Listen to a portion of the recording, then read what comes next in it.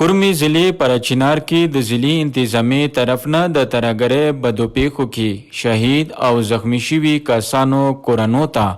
چیکونه او د پاک صاف شفاف خیبر پښتونخوا پروګرام حوالې سره یوه دستوره راجوړه کړې شوې وه چې پکې ضلعي انتظامی نه علاوه وي سي او ان سي چیرمنانو او د علاقې خلکو ګډون کړی وو دستوره کې ترهګرۍ بدو پیښو کې وفات او زخمی شوي کسانو نه علاوه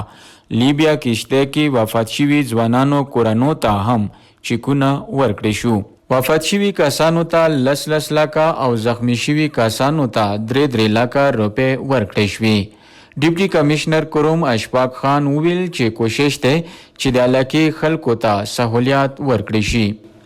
د چک ډسټریبیوشن سرمنی وشوه چې څومره دلته په کوروم کې انفارچونیټ انسیډنټ شو چې په کوم کې ډېر قیمتي جانونه ضایع شو په هغې کې انجرډ مو ډیډ دغه هم پکې و د ډیډ پکې هم و د هغې ته موږ نن چکس ورکړه هغې سره سره چې په لیبیا په کشتۍ کې څونه زموږ د کورم ځوانان چې دي هغه وفات شوي هغې هم نن موږ چکس ورکړه نو الحمدلله څونه زیاته پینډنسي چې زموږ په پاټ باندې موږ کلیر کړه د حکومت کوشش دا دی چې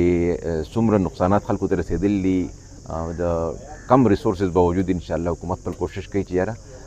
زیات نه زیات مدد د خلکو وکړي او د علاقه کې امن چې دی هغه مکمل طور باندې قایم شي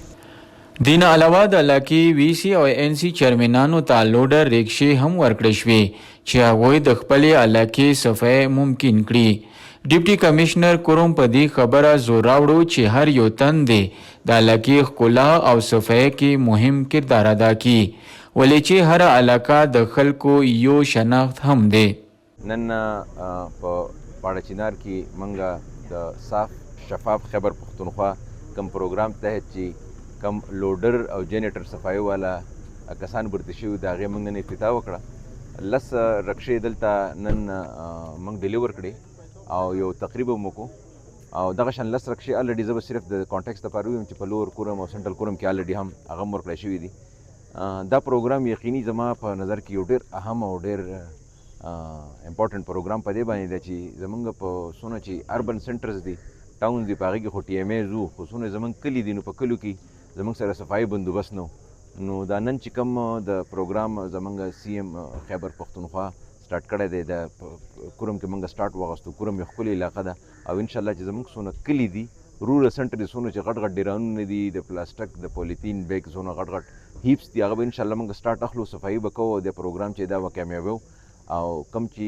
د ګریټر ګول دی چې صفا او شفاف خیبر پښتونخوا چې ده هغه ګول اچیو کولو کې به انشاءالله کوروم چې دی هغه به شاته نه راځي کچېرې حکومت پوره لوکل ګورنمنټ ته سهولیات ورکړي نو علاقه کې بهتري راتللی شي د چیرمنانو وینا مطابق تر اوسه پورې هغوی ته نه داسې فنډ میلاو دی او نو نوره سهولیات چې د علاقې بهترۍ کې کردار ادا کړي